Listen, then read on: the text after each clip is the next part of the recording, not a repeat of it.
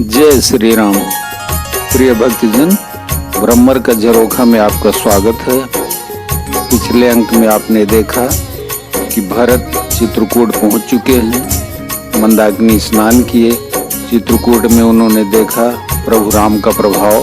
गेंडा, हाथी, सिंह, बाघ, सुअर, भैंसे सब एक साथ आपस का बैर छोड़कर विचर रहे हैं।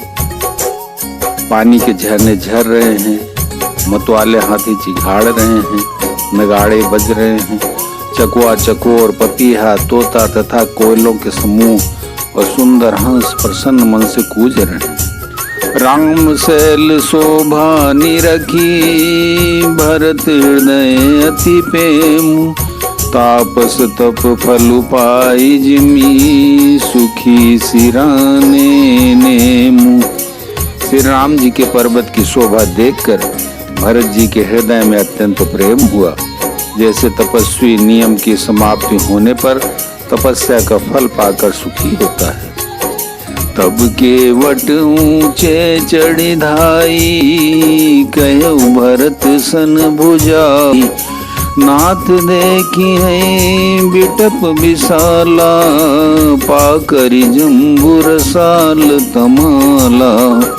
तब केवट दौड़कर ऊंचे चढ़ गया और भुजा उठाकर भरत जी से कहने लगा, हे नाथ, ये जो पाकर, जामुन, आम और तमाल के विशाल वृक्ष दिखाई देते हैं, जिन तरुबरन मध्य बटु सोहा, मंजु विशाल देखी मन मोहा, नील सघन पल्लो पल लाला, अविरल छां सुखद सब काला।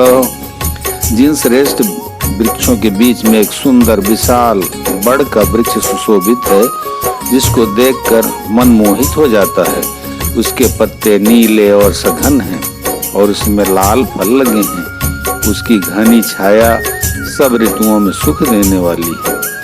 मानहु तिमिर अरुण मय राशि, बिरची विधि संकेल सुषमासी, ए तरु सरित समीप गुसाई, रघुबर परन कुटी जहाँ छाई। मानो ब्रह्मा जी ने परम शोभा को एकत्र करके अंधकार और लालिमा मई राशि रच दी है। हे गुसाई, ये के समीप है जहाँ से राम की पर्णकुटी छाई है। तुलसी तरुवर विविध सुहाए, कहूँ कहूँ सिय कहूँ लखन लगाए, बट छाया वेदिका बनाई, सिय निज पानी सरोज सुहाई। वहाँ तुलसी जी के बहुत से सुंदर वृक्ष सुशोभित हैं, जो कहीं कहीं सीता जी ने और कहीं लक्ष्मण जी ने लगाए हैं। इसी बड़ की छाया में सीता जी ने अपने कर कमलों से सुंदर वेदी बनाई है। जहाँ बैठी मुनिगण सहित, नित सिय राम सुजान, सुनई कथा इतिहास सब, आगम निगम पुराण। जहाँ सुजान श्री सीताराम जी मुनियों के वृंद समेत बैठकर नित्य शास्त्र, वेद और पुराणों के सब कथा इतिहास सुनते हैं। सखा बचन सुनी बिटप निहारी, उमगे भरत विलोचन बारी, करत प्रणाम चले दो भाई, कहत प्रीति सादर सकुचाई। सखा के वचन सुनकर और वृक्षों को देखकर भरत जी के नेत्रों में जल उमड़ आया। दोनों भाई प्रणाम करते हुए चले। उनके प्रेम का वर्णन करने में सरस्वती जी भी सकुचाती हैं। हर कहीं निरखी राम पद अंका, मानो पारस उपायो रंका, रजदरी नयन नीलावई, रघुबर मिलन सरिस सुख पावई। श्री रामचंद्र जी के चरण चिन्ह देखकर दोनों भाई ऐसे हर्षित हो रहे हैं मानो दरिद्र पारस पा गया हो।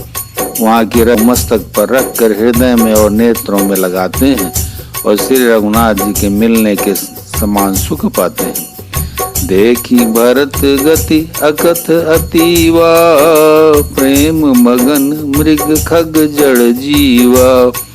सखई स्नेह विवश मग भूला, कही सुपंथ सुर बरसई फूला।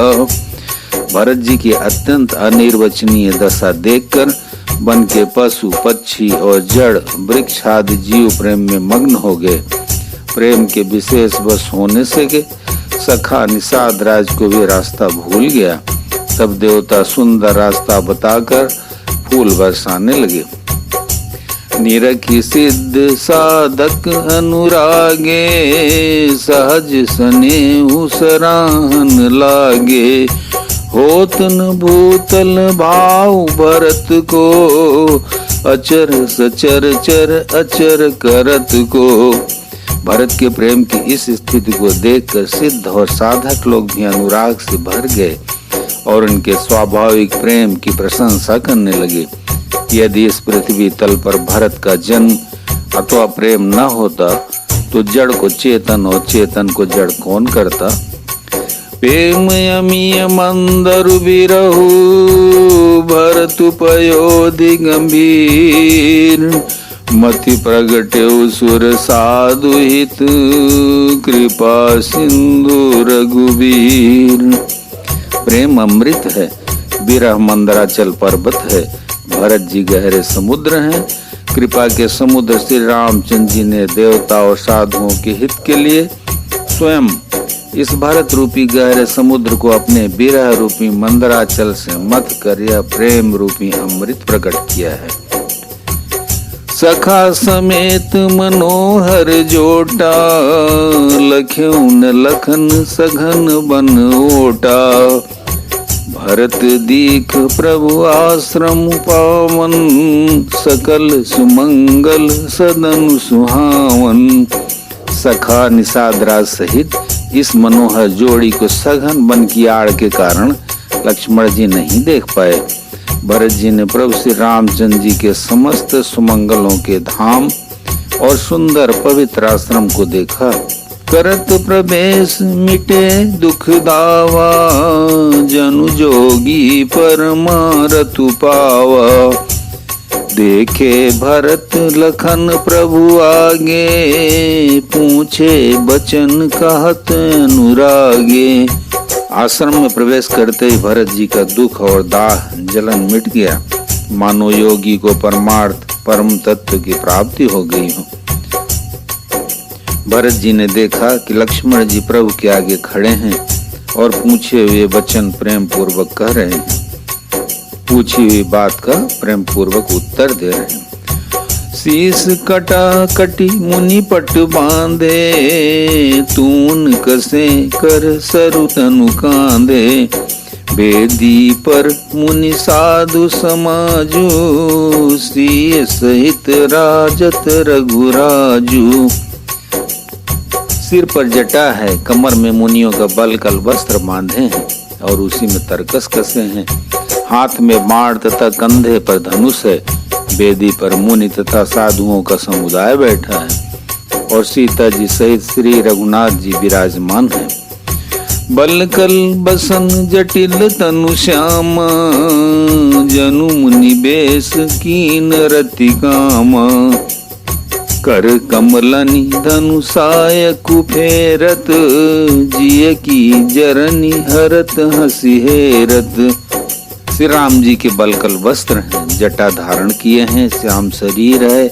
सीताराम जी ऐसे लगते हैं मानो रति और कामदेव ने मुनि का वेश धारण किया हो।